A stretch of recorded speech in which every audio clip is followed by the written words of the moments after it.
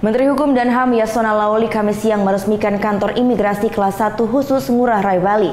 Pembukaan kantor baru ini selain dapat meningkatkan pelayanan dalam hal pengawasan orang asing secara maksimal. Penandatanganan prasasti dan pemotongan pita oleh Menteri Hukum dan HAM RI didampingi oleh Dirjen Imigrasi Roni F. Sompi menandai telah diresmikannya kantor imigrasi kelas 1 khusus Ngurah Rai. Pembukaan kantor imigrasi yang terletak di Jalan Bypass Nusa Dua ini bertujuan untuk menambah ruang pelayanan terkait keimigrasian. Ada sebanyak 4.500 penerbangan pesawat setiap bulannya dan sekitar 600.000 orang yang keluar masuk Bali dalam sebulan, sehingga dengan dibukanya kantor imigrasi yang baru ini dapat mencegah panjangnya antrean yang kerap terjadi di kantor imigrasi bandara. Jadi sekaligus ya mudah-mudahan dengan pembangunan ini pelayanan kita akan semakin baik. Dengan fasilitas yang cukup baik seperti ini, kecepatan pelayanan,